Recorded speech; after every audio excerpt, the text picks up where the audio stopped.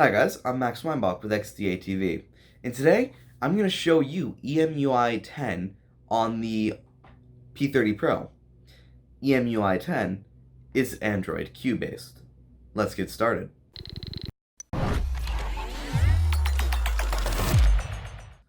So I know, in the intro I said, this is EMUI 10 with Android Q. But if you go into these settings here in System, About Phone, it says EMUI 9 and Android version 9 and build number 5. What's that about? I thought this was EMUI 10. Well, it is, actually. This is Android Q still. They spoof the settings just so you don't know that this is to try to prevent leaks through benchmarking apps and such. But this is EMUI 10. Or Android 10, EMUI 10. Same thing.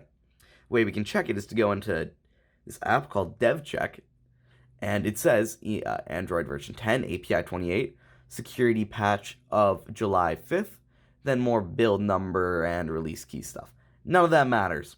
What matters here is the Android version, which is Android 10, which means this does have Android Q's features. Well, some of them at least.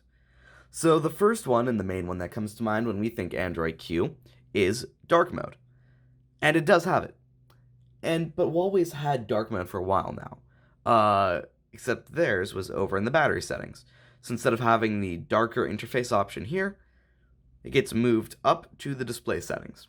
Small change, really does nothing. All of their apps still support it. System UI still supports it. Not a big deal. One thing you will notice, though, is the System UI looks almost exactly the same. Just base System UI, I've noticed essentially no changes.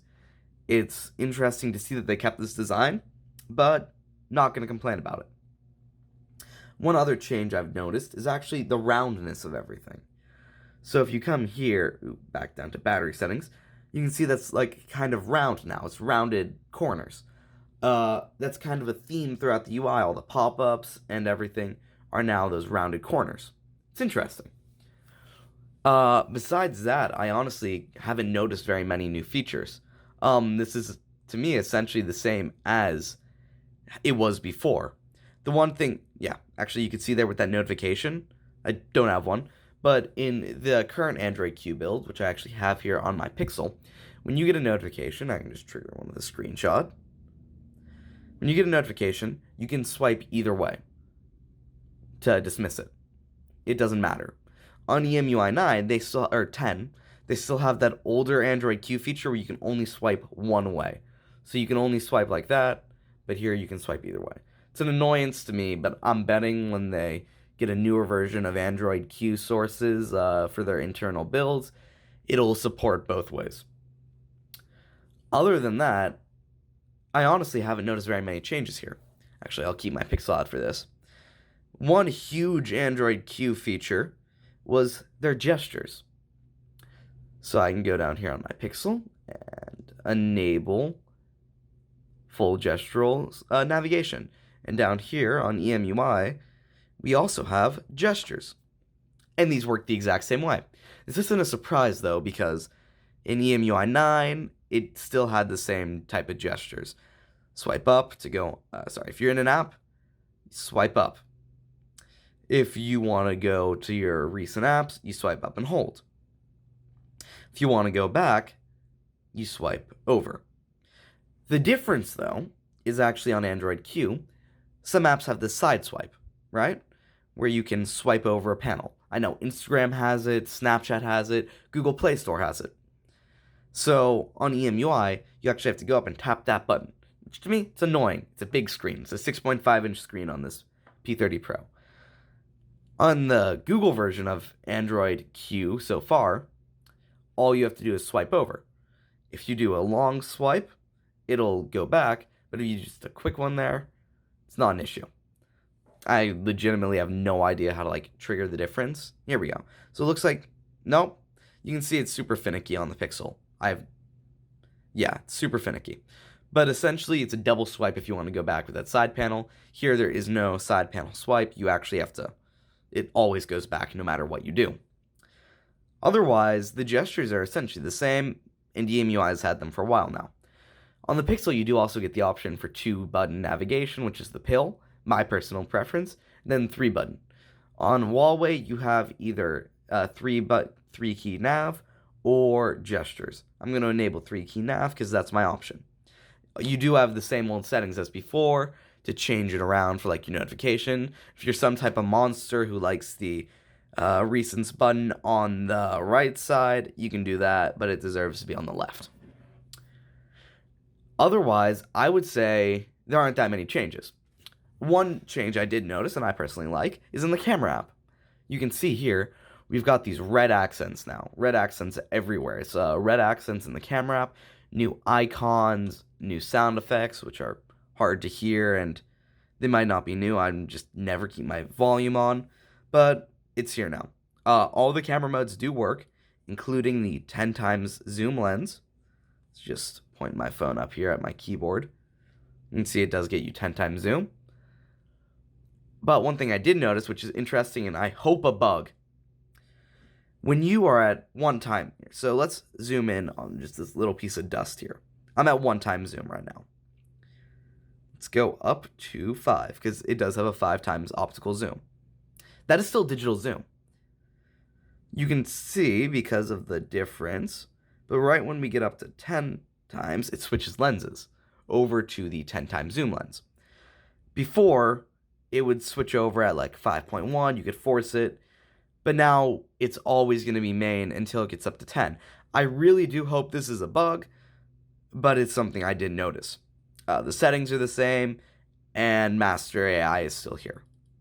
You got all your same modes, HDR, light painting, dual view, which is that dual camera. All of these work, all of these are essentially exactly the same as before. One difference I did notice actually was in the night mode. You have your ISO and shutter speed controls right down here. It's best to keep them on auto because, well, Huawei's night mode is pretty good, but those are there as well.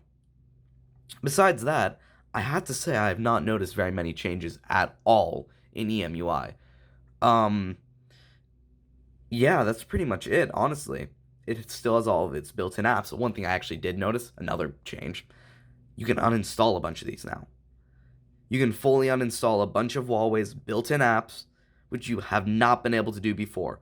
Most of these were stuck on your phone, and some of them still are. For example, Notepad here, stuck.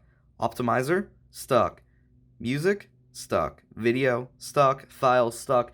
Browser, stuck. But all of these other apps up here, you can uninstall. Really nice. And another thing, launchers.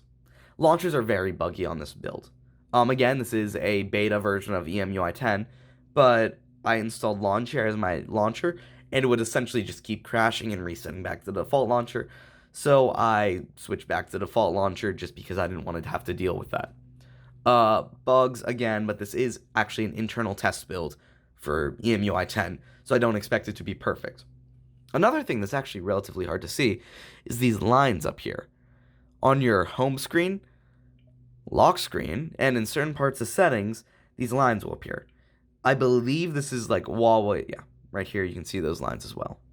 I believe this is Huawei's just kind of identification system to see if people are leaking their internal builds. FunkyHuawei has it, so I was able to install it, and, well, I have it now. Other than that, I know I've said that a couple times now, there aren't that many changes. Again, this is essentially EMUI 9 with those Android Q features. When I was going through, the only big revamp was the permissions. If you go to an app like, let's go Messages, right? Messages needs a lot of permissions.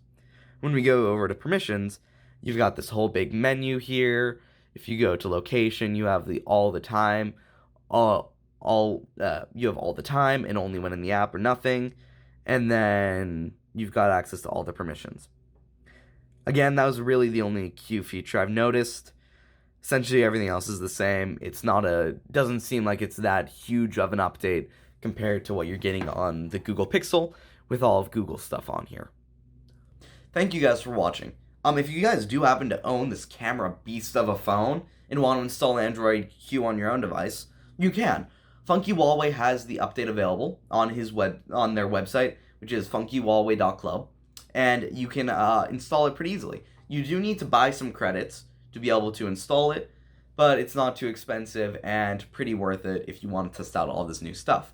One thing that FunkyHuawei did mention to me was HiSuite would not recognize the device after updating. This could make it difficult to downgrade or to install future builds. I'll be sure to update you guys over on the XDA portal if there is anything like that, just so we can make sure it is stable. Thank you for watching, and let me know what you guys think of all of these new features and changes in that slight camera redesign in the comments. And yeah, thanks for watching.